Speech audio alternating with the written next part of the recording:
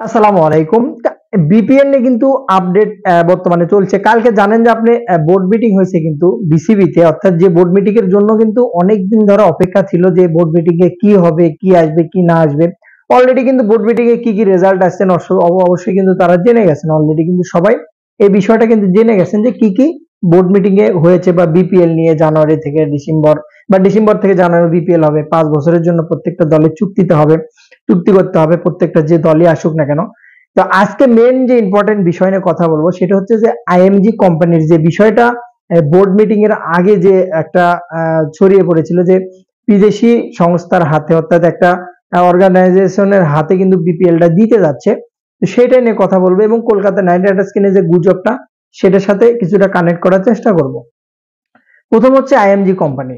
যেহেতু কালকে বোর্ড মিটিংটা হয়েছে, তো বোর্ড মিটিংয়ে মোটামুটি বলা চলে ফাইনালি ধরতে গেলে যে বিপিএলটাকে একটা অর্গানাইজেশনের হাতে তুলে দেওয়া হবে। এটা যে আইএমজি কোম্পানি এটা কিন্তু এখন পর্যন্ত 100% শিওর না। অন্য অর্গানাইজও কিন্তু কানেক্ট করার চেষ্টা করতে বিসিবির সাথে।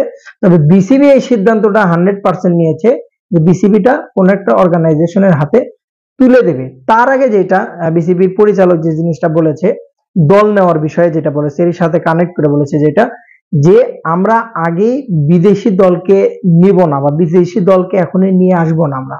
আমরা যে কাজটা করব সেটা হচ্ছে যে আগে দেশি যারা আছে, দেশে যারা থাকে, দেশে কেউ যদি কোনো ব্যবসায়ী প্রতিষ্ঠান যদি কেউ দল নিতে চায় তাদেরকে প্রাধান্য অবশ্যই আগে দেওয়া হবে, পরবর্তীতে বিদেশিদের। এখন হচ্ছে কলকাতা এবং হচ্ছে আইএমজি যে কানেক্টটা, তো আইএমজি কোম্পানি অর্গানাইজ যদি আসে বিপিএল এ, তাহলে সেক্ষেত্রে বিপিএল এর মানটা সত্যিকার অর্থে অনেকটা বেড়ে যাবে। এবং সবচেয়ে বড় সুযোগ যেটা তৈরি হবে সেটা হচ্ছে যে বিদেশি যে দলগুলো আছে, কলকাতা নাইট রাইডার্স হোক, দিল্লি ক্যাপিটাল হোক, যেটা আপনার যে কোনো বিশ্বের যে কোনো টিমই হোক না কেন, তখন কিন্তু সেই অর্গানাইজেশনের মাধ্যমে, যেহেতু বিদেশি একটা অর্গানাইজেশন আসে বিপিএলটা পরিচালনা করবে, তো তাদের হাতে যেহেতু দায়িত্ব থাকবে, সেক্ষেত্রে তাদের মালিকানা নেওয়া, কাকে নেবে না নেবে, কত বছর কোন চুক্তিতে কোন ফ্যাসিলিটি তাদেরকে দেবে, টোটালি কিন্তু নিয়ন্ত্রণ করবে আইএমজি। তো যখন আইএমজির সাথে বিসিবি কন্ট্যাক্ট করবে, তখন থেকে কিন্তু আপনি Kolkata night Riders, Delhi, others যে কোনো বিদেশি দল, যে কোনো ফ্র্যাঞ্চাইজি আসুক না কেন, সেক্ষেত্রে কিন্তু আসতে পারবে, তার আগে কিন্তু আসতে পারবে না। কলকাতাকে নিয়ে যে গুজবটা এখন পর্যন্ত কিন্তু 100% ওরকম সত্যতা নেই, বর্তমানেও কিন্তু এখন পর্যন্ত নেই। কারণ কি, যখন আপনার বিপিএলটাকে একটা অর্গানাইজেশন হাতে তুলে দেবে সেক্ষেত্রে কিন্তু চান্স থেকে যাবে। এখন পর্যন্ত এরকম চান্স নেই। এখনো কিন্তু বিসিবি যেটা বলতিছে যে এখনো আমরা দেশে যারা আছে, অর্থাৎ সেটা নোয়াখালী হোক, বরিশাল হোক, রংপুর হোক, যে কোনো ফ্র্যাঞ্চাইজি হোক না কেন, নতুন করে 5 বছরের জন্য চুক্তি করতে হবে। সেটা প্রাধান্য প্রথমে আগে দেশিদেরই দেওয়া হবে, পরবর্তীতে বিদেশি যদি অর্গানাইজেশনের হাতে যায়। এটা একদম নেট ইন ক্লিয়ার।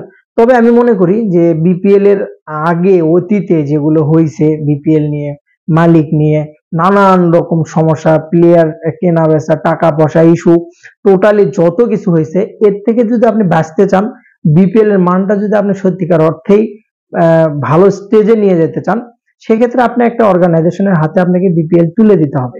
তাছাড়া কোনো উপায় নাই। প্রত্যেকটা দেশ আপনি যদি খেয়াল করে দেখেন, একমাত্র পাকিস্তানটা আলাদা, তো দেশ মোটামুটি বলা চলে আইএল টি20 বলেন আপনি, সি টি20 বলেন আপনি, আইপিএল বলেন আপনি, প্রত্যেকটা দেশই কিন্তু একটা অর্গানাইজেশনকে দায়িত্ব দেয় এটা পরিচালনা করার জন্য, সবকিছু করার জন্য। এর আবার কিছু খারাপ দিকও আছে। সেটা হচ্ছে যে বাংলাদেশে যেমন ধরেন আপনার বেটিং কোম্পানির স্পন্সর নেই, তো সেক্ষেত্রে দেখা গেল যে আইএমজি অর্গানাইজেশন আইপিএল বা অন্যান্য যে সি টি20 অন্যান্য যেগুলো তার দায়িত্ব পালন করতেছে বর্তমানে, তারা কিন্তু টি শার্টে অনেক্সের অ্যাড দেয় এবং টি শার্টের পিছনে অনেক্সের অ্যাড দিয়ে বা মেল বেড যেটাই হোক না কেন, যেগুলো আছে বেডিং কোম্পানি, সেগুলোর কিন্তু অ্যাড দিয়ে কিন্তু তারা প্রচার করে। তো বাংলাদেশে গিয়ে এটা কিন্তু অ্যালাউ নাই, ব্যাটিং কোম্পানি কিন্তু বাংলাদেশে অ্যালাউ নাই, যেহেতু মুসলিম কান্ট্রি এটা পছন্দ করে না মানুষজনের একটা আনলাইক যেটা। তো অবশ্যই এই রেস্ট্রিকশনটা কিন্তু বিসিবির হাতে আছে, যদি সত্যিকার অর্থে কোনো অর্গানাইজেশন নেয় দায়িত্ব। কিছু রেস্ট্রিকশন বিসিবি, কিছু নিয়ম আছে যেগুলো অবশ্যই রেস্ট্রিকশনের ভিতর রাখে, সেই নিয়মগুলো, রুলস গুলো অবশ্যই তাদের মানতে হবে। কোন অ্যাড গুলো দেওয়া যাবে না, তার উপর ভিত্তি করে কিন্তু বিসিবি হয়তো বা দিতে পারে অর্গানাইজেশন, তবে দেবে এটা শিওর, এটা মোটামুটি 100% মিটিং এ কিন্তু বলা হয়েছে। Best of luck. আসলে কলকাতা বা যে কোনো বিদেশি আসবে কিনা এখন বর্তমানে, যদি অর্গানাইজেশন কাউকে না দেয়। তো তো ভালো থাকুন সর্বমিলে। এবং যে নিয়োগটা, যেটা আপনার ক্লাবের যে নিয়োগগুলো, এখনো কিন্তু বিসিবি নিয়োগ ছাড়ে নাই, তো নিয়োগ ছাড়ার পরে এটা কিন্তু ডিসিশন হবে। সো এখন এটা নিয়ে মাতামাতি করার কিছু নেই, কয়টা দল যাবে কি যাবে এখন পর্যন্ত ডিসিশন হয় নাই। সবাই কিন্তু যোগাযোগ করছে দল নেয়ার জন্য, যার কাছে বিসিবি মনে হবে যে না 100% কমফোর্টেবল ফিল করবে এবং 5 বছরের জন্য টিমটাকে সুন্দরভাবে পরিচালনা করাতে পারবে, তার হাতে কিন্তু বিসিবি বিপিএল এ ফ্র্যাঞ্চাইজি দেবে। বেস্ট অফ লাক, সালাম আলাইকুম।